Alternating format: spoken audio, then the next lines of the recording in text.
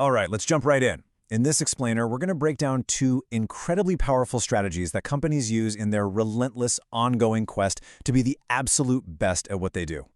So, let's take right to it. It's the one question every company, from a tiny startup to a massive corporation, has to ask itself. How do the great ones actually become the best? I mean, what's their secret sauce? Well, here's the thing. It's not magic. It's not some secret handshake or a lucky break. It's all about a structured, disciplined quest for perfection.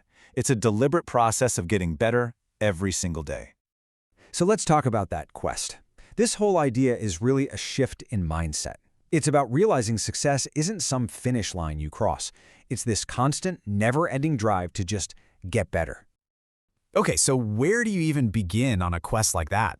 Well, a lot of the time, the first step is to look outside your own four walls. And that brings us to our first big idea, benchmarking. Now, this is absolutely crucial. Benchmarking is not just about peeking over your competitor's shoulder and copying their work. Nope.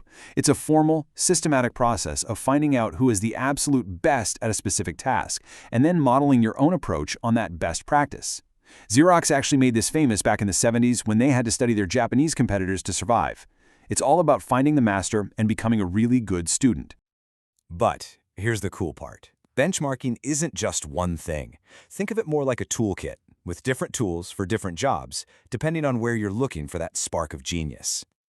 Right, so you've got three main types. First, there's internal benchmarking. You can just look inside your own company. Maybe your London sales team is absolutely crushing it, while the New York team is lagging. You gotta ask, what are they doing differently? Then you've got competitive benchmarking. That's the classic one, right? Sizing yourself up against your direct rivals. But honestly, the most creative one, that's functional benchmarking. That's where you look at totally different industries to solve your problems. And this functional benchmarking is where the magic really happens. This is a classic example. A train company was getting killed by slow cleaning times between trips. So who did they look at? Not other train companies, no way. They studied airlines, who are the undisputed masters of the fast turnaround, and by adopting their techniques, they completely revolutionized their own process. How smart is that?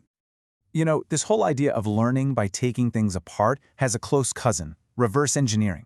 I mean, you literally take a competitor's product, lay out all the pieces, and figure out what makes it tick. And you can do the exact same thing with a service. Break down a process step by step to find its secret sauce. It's another awesome tool for the toolkit. Okay, so we've spent a lot of time looking outward, learning from others. Now we're going to do a complete 180. We're going to pivot and look inward. We're shifting from finding best practices to building them ourselves. And we're talking about a standard of quality that is, well, it's almost hard to believe. It's called Six Sigma. Just to give you a sense of what we're talking about here, look at this. The difference is staggering. A process that's at 1 sigma quality, that has almost 700,000 defects for every million tries. But a 6 sigma process, it has 3.4. Not 3,400, 3.4. That's not just getting a little bit better, that's playing a whole different game. 3.4. That's the magic number. That is the goal. This whole concept was pioneered by Motorola, and it basically means your process is 99.999666% perfect. The word sigma itself is just a statistics term for how much something varies. So, 6 sigma just means you have almost zero variation, almost zero error. It's as close to perfect as you can humanly get. And please don't think this is just for building widgets on a factory floor. The real genius of 6 sigma is that you can apply it to pretty much anything. We're talking invoicing, customer service, software code, you name it. The goal is always the same, fewer than 4 mistakes per million.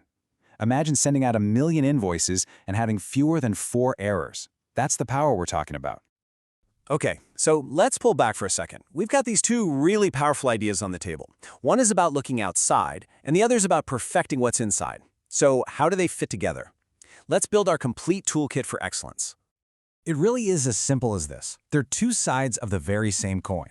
Benchmarking is all about looking outward, finding the best ideas in the entire world, and bringing them into your organization. And Six Sigma? That's about looking inward, being brutally honest and relentlessly hunting down every single one of your own flaws. You can't just do one. To be truly great, you really need both. So when you put these together, you get this incredible roadmap for improvement.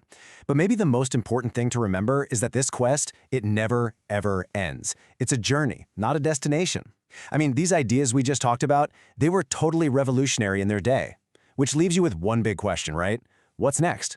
What's going to be the next big idea that completely changes the game all over again?